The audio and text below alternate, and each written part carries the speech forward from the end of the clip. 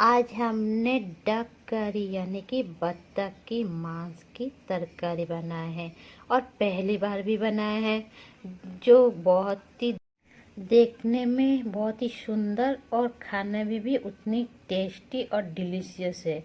इसमें बनाने में कोई तामझाम नहीं, हमने साधारण सी मसाला ऐड करके इसको बनाया है। जय जगन्नाथ फ्रेंड, आप सबको छवि शाह किचन में स्वागत है।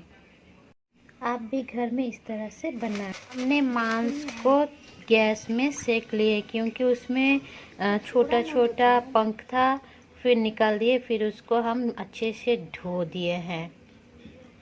फिर हमने प्याज, लहसुन और अदरक का पेस्ट बना लिए हैं। मांस को मैरिनेट करने के लिए हमने थोड़ा सा नमक, हल्दी पाउडर,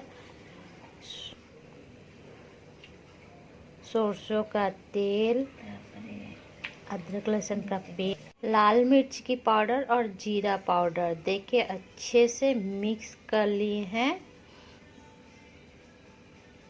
फिर उसको हम थोड़ा सा सरसों का तेल देके उसको हम 15 मिनट के लिए रख देते हैं रेस्ट करने के लिए। हमने 2 आलू को इस तरह से काट के उसके हल्दी और नमक मिला के तेल में फ्राई कर लिए हैं।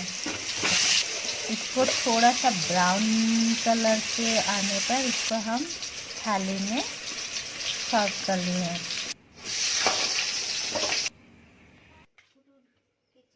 हमने उसी कढ़ाई में और थोड़ा सा तेल डाल के गोटा मसाला जैसे कि जीरा, बड़ी इलायची, लौंग, तेजपत्ता और जो स्टार वाला फ्लावर, दालचीनी के टुकड़े सबको हम गरम तेल में डाल दिए। थोड़े देर उसको हमने भुने हैं। फिर उसमें हम चीनी थोड़े से डाले हैं। चीनी डालने से आपका कलर अच्छा आता है और टेस्ट भी बढ़ेगा। फिर हम उसमें प्याज डाले हैं और लहसुन 3 ठो डाले हैं।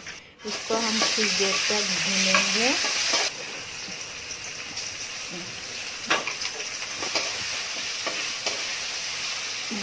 थोड़ा सा ब्राउन कलर होने के बाद उसमें हम प्याज के पेस्ट डालेंगे।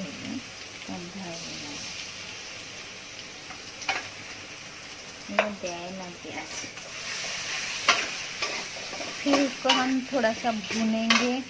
प्याज थोड़ा सा ब्राउन हो जाए, फिर उसमें हल्दी का पाउडर, नमक डालेंगे, उसको मिला लेंगे। फिर हमने जीरा पाउडर, मिर्ची का पाउडर में थोड़ा सा पानी डाल के उसमें डाल देंगे, क्योंकि उसमें थोड़ा सा जो कंकड़ आता है ना वो रह जाता है, इसलिए हम पानी डाले हैं। फिर उसको हम अच्छे से मिला लेंगे। फिर मैरिनेट किए हुए मांस को हम उसमें डाल के अच्छे से मसाला से उसको भूनेंगे।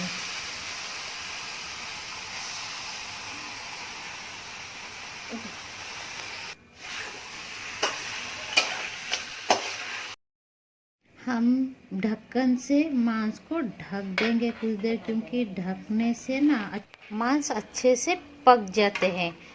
हमने इसमें पानी ऐड नहीं किए थे, लेकिन मसाला और ढकने से मसाला और मांस से थोड़ा थोड़ा पानी निकला है।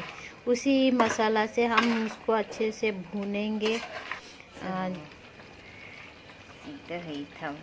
फिर से हम उसको ढक देंगे थोड़ी देर के लिए। हम इसको जायफल बोलते हैं। इसका थोड़ा सा टुकड़ा ली है। फिर दालचीनी, वो जो 3 स्टार वाला फ्लावर है उसको लेके हमने ग्राइंडर कर ली है। फिर हम उसको पाउडर और पानी में दोनों तरफ की ग्राइंडर की है।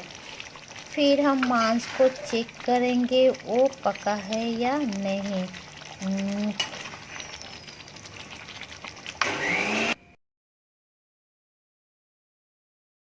मांस हमारा थोड़ी थोड़ी पकने लगी है। देखिए उनका इसका कलर बहुत ही सुंदर आया है। फिर हम उसमें जो ग्राइंडर किए हुए मसाला को छान लेंगे। दीदी हमारा बार बार चेक कर रहा है वो मांस हुआ है या नहीं, क्योंकि हम पहली बार बनाए हैं ना। मांस हमारा पक चुकी है। अब हमने आलू और टमाटो ऐड किए हैं, उसको हम थोड़ी देर पकाएंगे। क्योंकि हमारा आलू फ्राई किया हुआ, तो उसको बहुत ज़्यादा पकने की ज़रूरत नहीं है।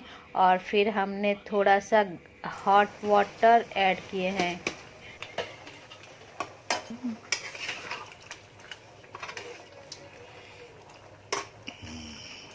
देखें,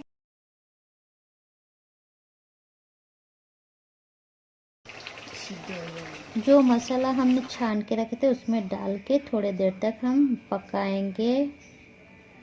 पक चुकी है। अब हम उसमें वो जो